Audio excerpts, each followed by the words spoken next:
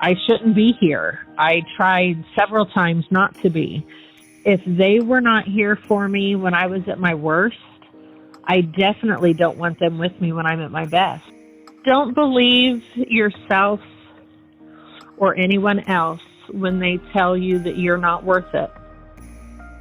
Last week, we left Lindsay on a dark road with fields stretched towards the horizon, a moving truck, the door opening, and then nothing.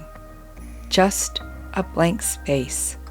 24 hours she cannot remember, in the moment that would divide her life into a before and after.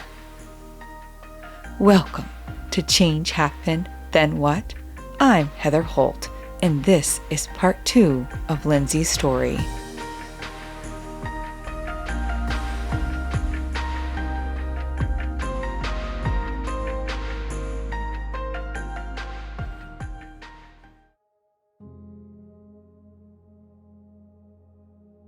There is something deeply unsettling about losing time. It's not just misplacing your keys or forgetting a conversation, but losing an entire piece of your life.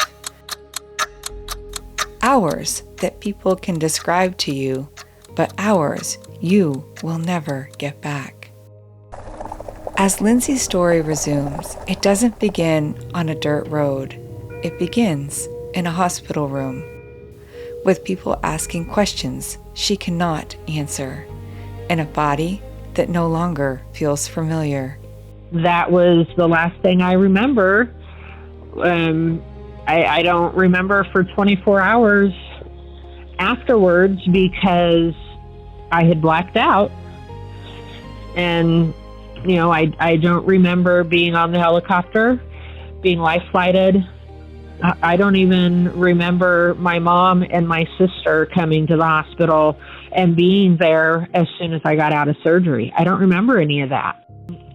In my jump, I landed on my face and twisted my head so severely that 3 nerves from my left arm were violently torn from my spinal column, which gave me what is called a brachial plexus injury. Trauma leaves evidence, sometimes emotional, sometimes physical, and sometimes both. In Lindsay's case, the damage wasn't limited to memories she could no longer access. The jump had changed her body. A brachial plexus injury occurs when the network of nerves that send signals from the spine into the shoulder, arm, and hand gets severely damaged. For Lindsay, those nerves were torn from her spine. The result was paralysis in one arm. It's difficult to appreciate how many ordinary moments rely on 2 working arms until one no longer does. Getting dressed, brushing your hair, opening a jar. It's the small things. The things nobody notices because they happen without thought, until they don't. Because of that, I have very little movement of my left arm, and I don't have any normal feeling of my left arm. My hand doesn't work at all. And I have extreme, excruciating nerve pain every single second of every single day. When I listened to Lindsay talk about this period of her life, I didn't hear anger or self-pity. It was as if she is still trying to understand how she survived it all. Because for years she had lived with the belief that her life didn't matter. And now she was waking up in a hospital being forced to confront the reality that she was still there. In survival, it creates its own questions. Questions that don't always have immediate answers. Like, what now? And who am I if the story didn't end? I thought for a while after that, oh no, I wasn't really trying to do that. If I really wanted to do that, I would have jumped out of this moving vehicle at this place on the road, or at this time, or been going down the highway at 65, so I was looking for attention. That's what I was telling everybody at the beginning, was I was just looking for attention. I was just trying to get out of the vehicle, and he didn't stop. But once I got out of the hospital, I went and moved in with my dad and mom for almost a month, and they convinced me that I needed some intense psychiatric help. One of the misconceptions people often have about mental health recovery is that surviving the crisis is the finish line, that once the immediate danger has passed, everything starts getting better. But for many people, recovery begins when the crisis ends. Appointments, evaluations, difficult conversations, medications, medication adjustments, therapy, and honesty. The kind of honesty that can feel more frightening than the crisis itself, because now there is nowhere left to hide. No pretending everything is fine, only the truth. And for Lindsay, that truth was that she needed help, professional help, the kind she had spent years avoiding.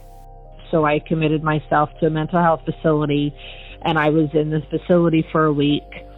And while I was in that facility is when I realized that I did try to commit, and that I finally opened up and started telling the truth, which I had been running from my entire adult life. That was when I got the psychiatric help that I needed, got the antidepressants that I needed, the beginning of my mental health journey of getting back the life that I should have had. And while Lindsay was beginning the difficult work of healing, there was someone quietly showing up in the background. You met him in part 1, someone who had been moving through her story for a while now. Her best friend. At first, just a friend. But in the chapters ahead, that friendship would become something much more significant. Because sometimes the people who save us aren't the people who rescue us. They're the people who stayed. After I got out of the mental hospital, I went back to having interaction with my best friend, who was the only person that came and visited me at the mental hospital, the only person that ever called me to check on me. My family kept telling me to get away from him, to leave him alone, to quit talking to him, and he was the only person that was willing to help me. He actually moved in with me, and that's when we decided we were going to try our relationship again. When Lindsay comes home from the hospital, she isn't just bringing home physical injuries. She is also bringing home years of shame and self-doubt. Yet, he stayed. We'll be right back. Today's episode is brought to you by Liminal Luna.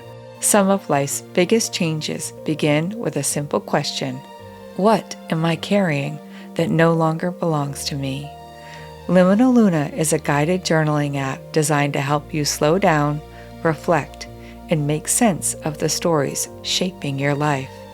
Because understanding where you've been can help illuminate where you're going. You can start for free at liminalluna.com with code CHANGE at checkout. Now, back to Lindsay's story.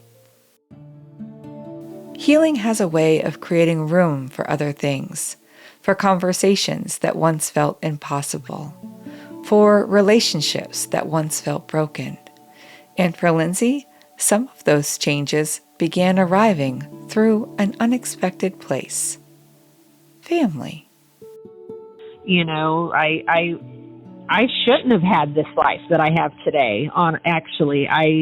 I shouldn't be here. I tried several times not to be, but there's a reason that I'm here, and the reason that I'm here is because I have my own 2 kids. I have 2 bonus sons. I now have 2 daughters-in-law, a son-in-law, 3 amazing grandkids and one on the way. And I would have missed all of that because of a stupid decision that I made in an instant, because I wasn't planning it when I woke up that morning. I just did it. If he hadn't have called 911 when I jumped out of his truck, if he'd have just driven off, I would have laid alongside of the road and died. And he saved me that day. That's the reason why I'm here. My best friend's family took me in, even with everything that I put him and them through. They still accepted me back into their lives and treated me like I was part of the family. The last name Stadel really means a lot to me, because even though I did what I did, they still took me back in and accepted me, faults and all. Tim asked me to marry him. He wanted me to have his last name, and the boys, they thought that it was great. You know, they didn't see any embarrassment. They didn't hold any grudges. Even though my family shut me out of their lives, I fell into a family that was absolutely perfect for me. Names are an interesting thing. On paper, they're just words, a collection of letters, something written on your driver's license. But sometimes a name becomes something else. A home, a welcome, a place to belong. Hearing Lindsay describe becoming a Stadel, I found myself thinking less about the last name and more about belonging, about being welcomed into a family that saw all of her, and they chose her anyway. For someone who spent years believing she wasn't enough, that kind of acceptance can feel almost impossible to comprehend. Not because it isn't real, because it is real, and because it changes everything you've spent your life believing about yourself. And something else begins to change too. A relationship that had carried years of hurt, years of distance, and a lot of misunderstanding. Her relationship with her mother. I now have a careful relationship with my mom. We don't talk every day, but we talk at least once a week. We try to see each other every couple weeks. It's been on and off my whole life, or as far back as I can remember, but right now, thankfully, it's on. She is in a very different place herself than she was when I was going through all of my stuff. I think, mine and my mom's relationship now is probably the strongest that it's ever been. Reconciliation is rarely dramatic. Most of the time, it happens quietly. One conversation, one visit, one difficult truth spoken out loud, and then another. Until one day you look around and realize the relationship standing in front of you is not the same as the one you started with. It fascinates me how it happened, not through some grand intervention, but because someone encouraged her to listen, really listen to her daughter's experience without defending it. And her mother did. She really listened, and from there, something began to change. By now, the story that began with loneliness is beginning to look very different. Not perfect, not easy, but different.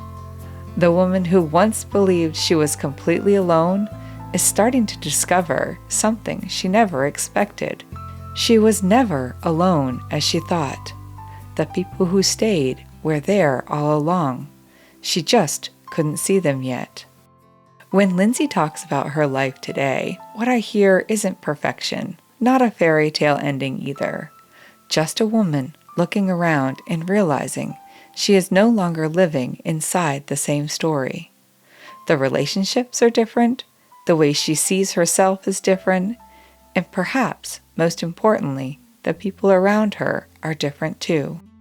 So all four of our family businesses are in the ag field, and they're all intertwined in some way. So it's a lot of fun. I get to work with all four of my kids every single day in some aspects. My daughter works in the office with me. We work next to each other every single day. I get to see all three of my grandkids pretty much every single day of the week. My two bonus sons, they take turns being a farmer or being an over-the-road truck driver. And then my youngest son, he's 16, so he's still in high school. His job is going to school and taking care of his chores and doing his homework. Earlier in the story, we spent time in years Lindsay could barely remember. Years blurred by alcohol, drugs, bad decisions, and the belief that she was completely alone. Now listen to her story. Her children, grandchildren, family, work, ordinary days. There is something so beautiful about ordinary days. A drive to work, lunch around a table, a grandchild stopping by, the familiar rhythm of seeing the people you love. These are the moments that quietly become a life. And today, Lindsay gets to experience them almost every day, not because the past disappeared, but because she stayed long enough to reach this chapter. One of the things I recognize most when talking to Lindsay is that rebuilding wasn't limited to one relationship. It wasn't just her husband or her mother. It wasn't just her mental health. It was all of it. And perhaps nowhere is that more evident than in the relationship with her children. Because there were seasons when some of those relationships felt impossibly distant. Time where she wasn't sure how the story would end. And yet here she is, working alongside them, sharing life with them, watching her grandchildren grow, and living inside moments she once could not imagine for herself. Before we finished our conversation, I asked Lindsay what message she hopes people take from her story. I want people to know that you don't have to pretend to be something that you're not. You know, you don't have to prove your worth to anybody. You are enough. No more proving, no more pretending, just unapologetically you. Because you have to be yourself, and you have to be unapologetic about it, or else you're going to be pretending to be something or someone else. And you can't live your healthiest life if you're pretending every day. When Lindsay talks about being unapologetically herself, I don't hear someone dismissing her mistakes. I hear someone who has stopped hiding from them.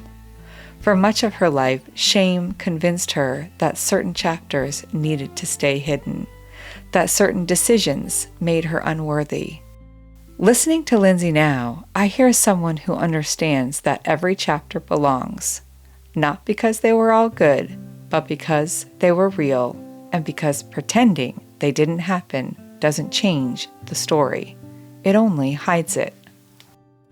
As our conversation came to a close, I asked Lindsay the two questions I ask every guest. What keeps you smiling today? So I look at this picture, I look at it every day, and I realize what I almost missed out on. It really does. I step out on my front porch and I look at the pasture in front of my house, or step out the back door.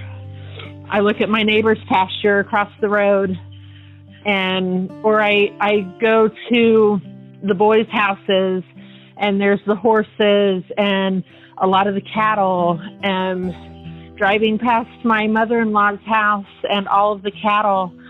And it brings a smile to my face, because I never thought that I wanted to be a farmer's wife.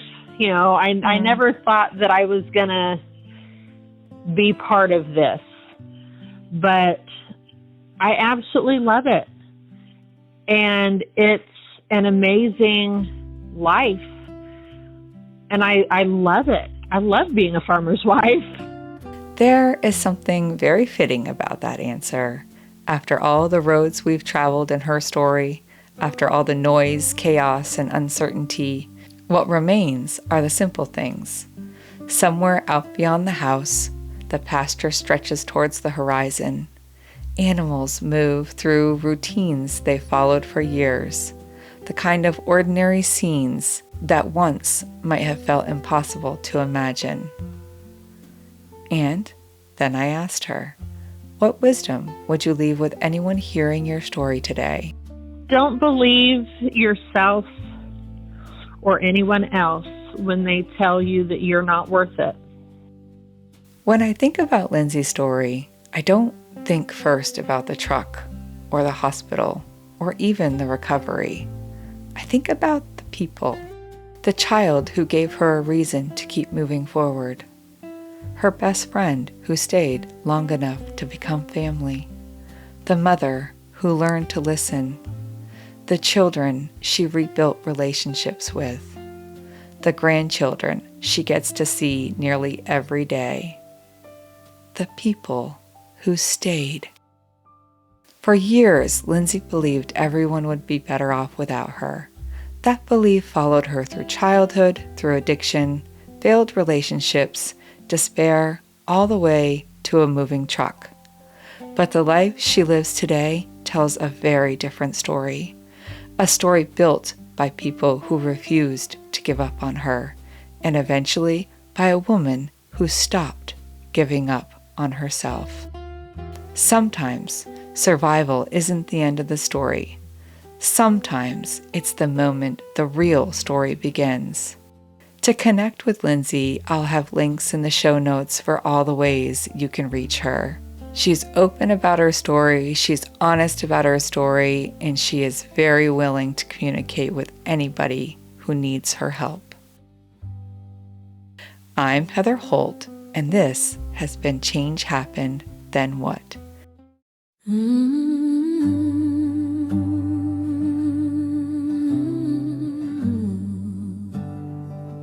And if you're still with us, thank you for listening to Lindsay's story. If her story moved you in any way, please consider sharing her episodes with someone who needs to hear that they belong too. You can also head to changehappenedpodcast.com and click on the What Changed Me banner to share what changed in you after hearing Lindsay's story, and be entered to win our monthly drawing for some super cool Change Happened Then What merch. Today's episode was written, engineered, and produced by me, Heather Holt, at Holt Hill Studios, with supervision and more than one interruption from the Keepers of the Hill and all of the smiles, Waylon and Dalton. Until next week, keep finding your way. To lift the soul, the fight must forge the shining whole. So welcome, wait and call it grace. No progress blooms without the break.